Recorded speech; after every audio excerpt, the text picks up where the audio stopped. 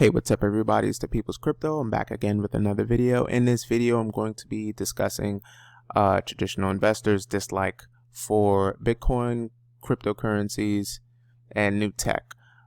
Please keep in mind that this video is for entertainment purposes only. Please do your own research. Please seek out a financial advisor if you're looking to make any investments.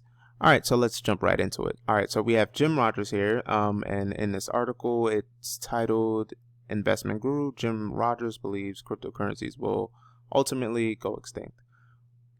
Interesting, to say the least. However, I'm going to have to disagree with Mr. Rogers. Fiat currencies, I believe, will go extinct. And the reason for that is right now, all the world's central banks are printing an excess amount of money to keep this current system running. The only problem with that is anytime governments or central banks continuously print out an excess amount of money, this usually leads to hyperinflation. Now, Richard Nixon took the United States, took the US dollar off of the gold standard back in 1971.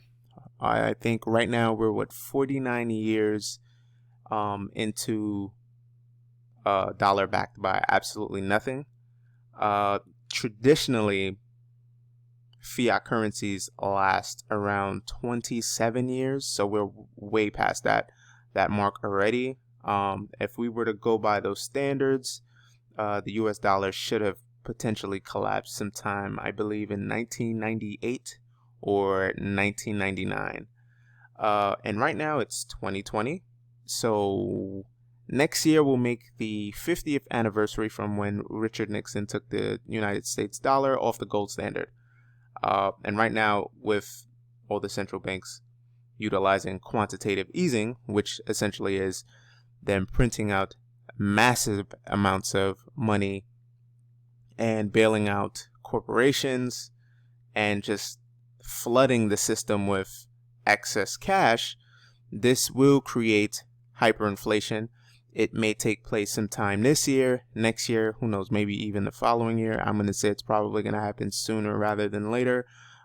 Here in the States, we've already witnessed grocery prices increase 1% month over month.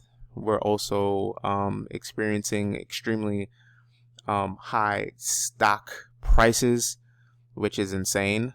Housing prices are actually still high. So it's only a matter of time before, I guess, when they start the reopening of the economies here in the States, it's only going to be a matter of time before we experience hyperinflation. Also, banks have a record amount of cash deposits right now. Once this money starts to leave the system and starts to go into the economy, that could create a situation for hyperinflation. So it's only a matter of time. I think Mr. Rogers is wrong in the sense that cryptocurrencies will ultimately go extinct. I think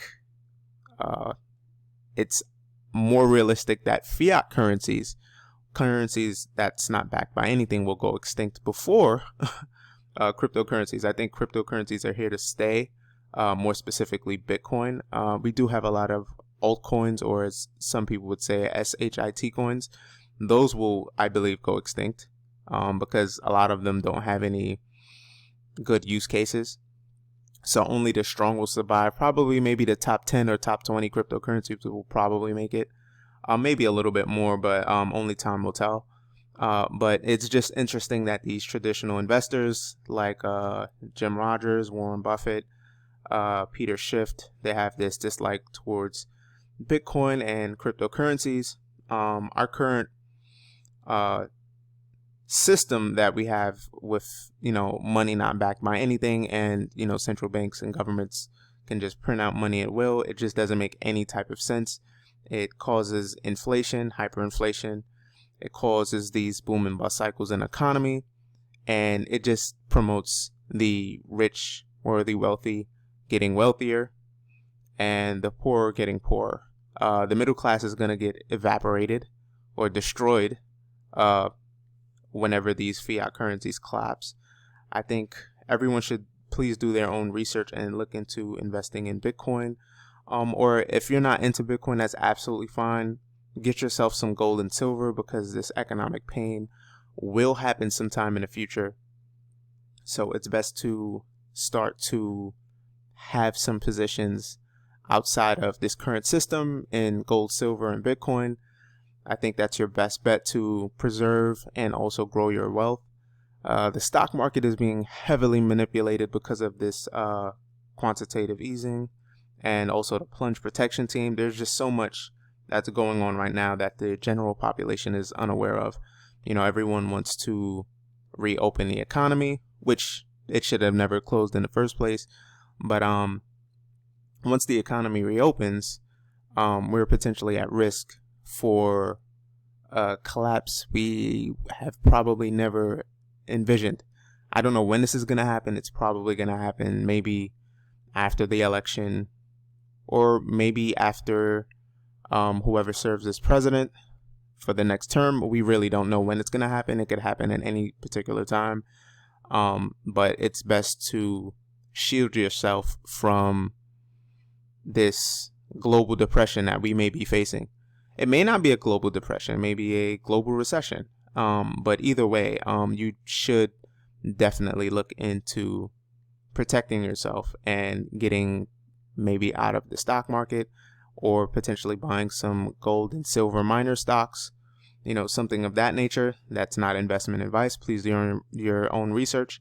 But you should look into making your way out of the dollar, or out of any fiat currencies for that matter.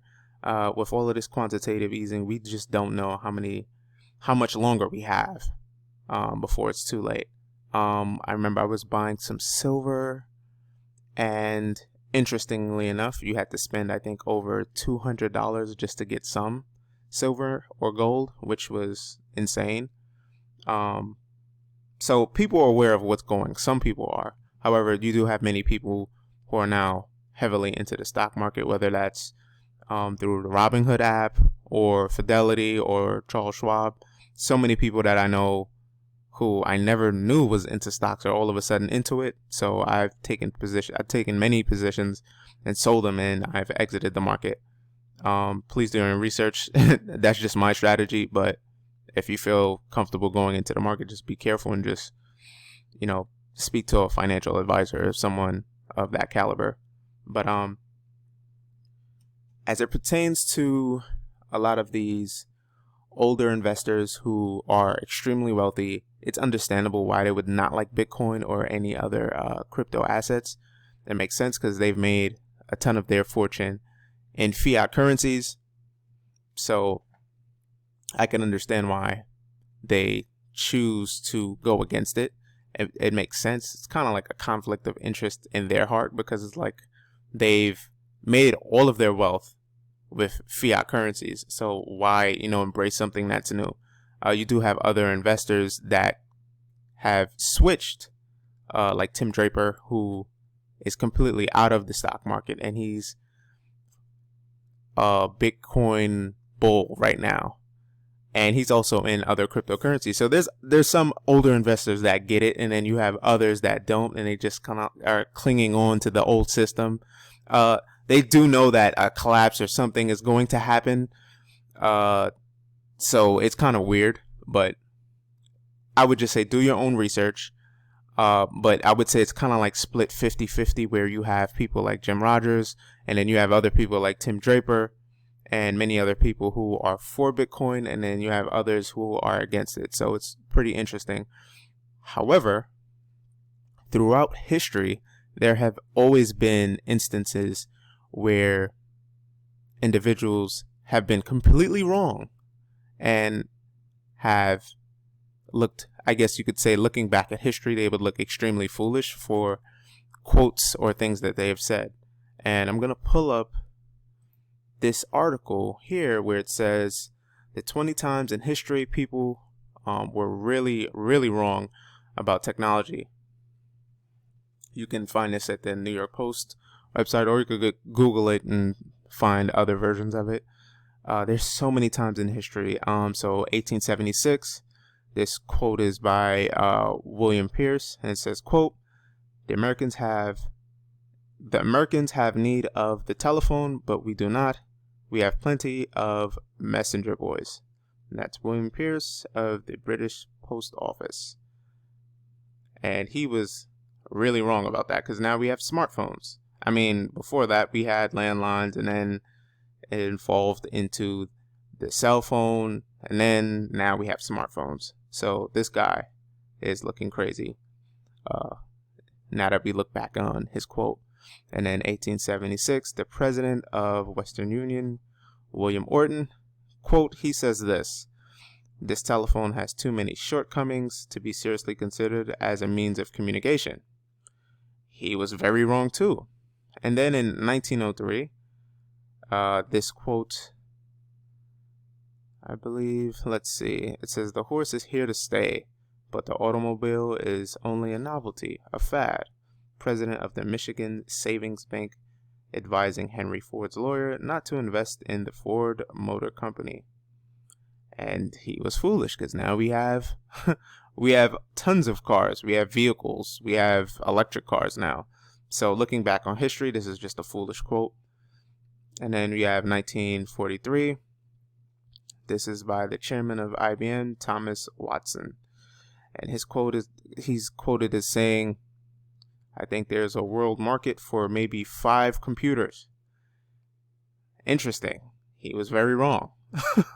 Because we have tons of computers now. I mean, our smartphones are computers. We have tablets, which are computers. The list goes on and on. I mean, we even have computers in our cars now, in terms of if you go inside the new Tesla, all of the Teslas are fitted with this big screen, which essentially controls most of the vehicle, which is utterly insane. But that's the world we live in today.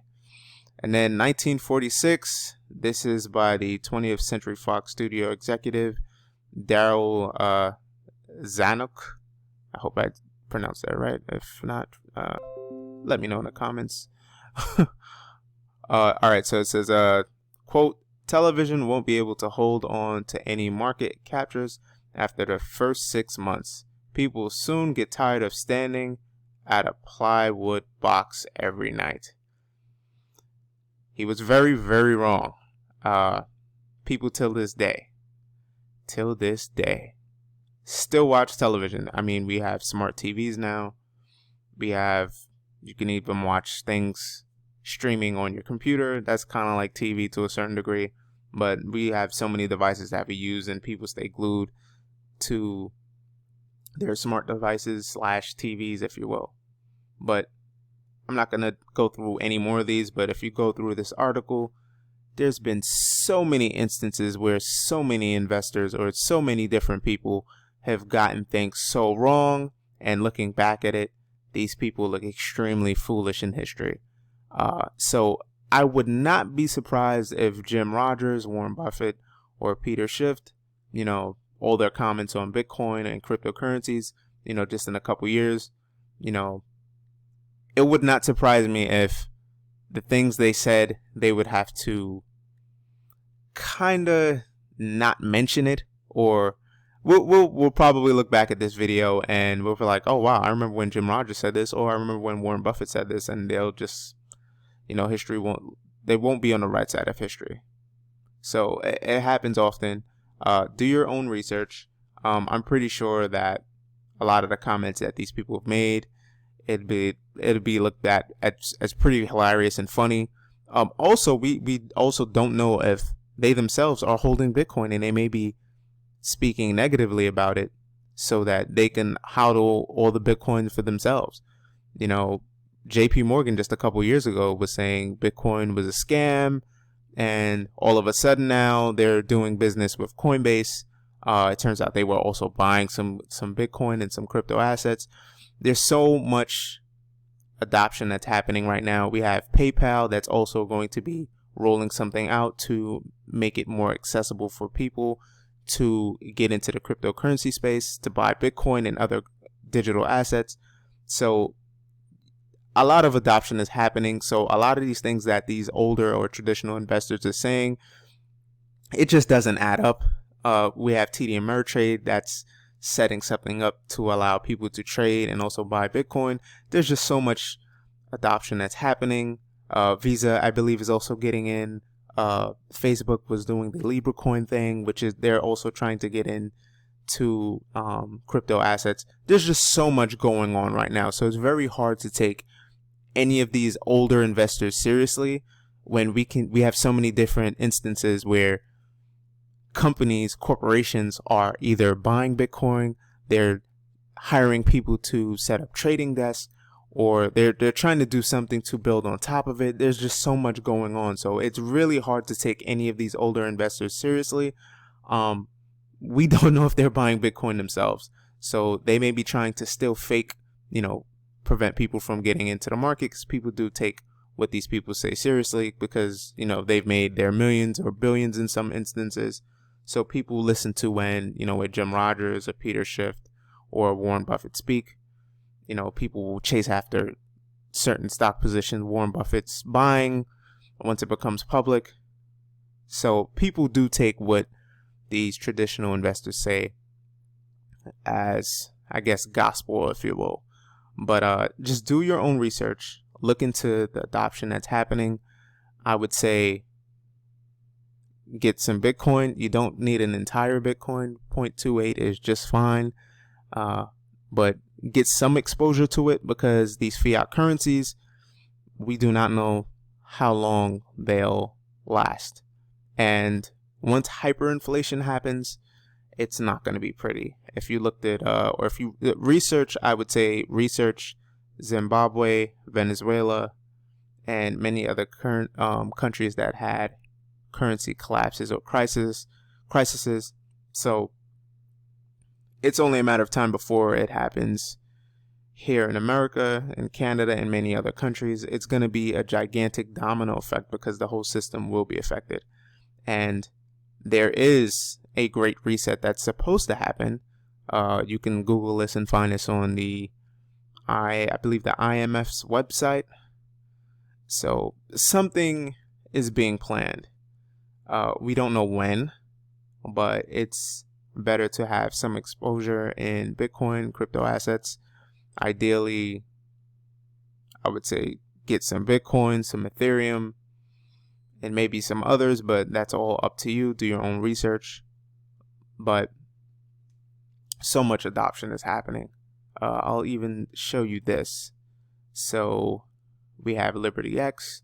You can buy Bitcoin instantly at your trusted stores near you, at either 7-Eleven, CVS, and Rite Aid.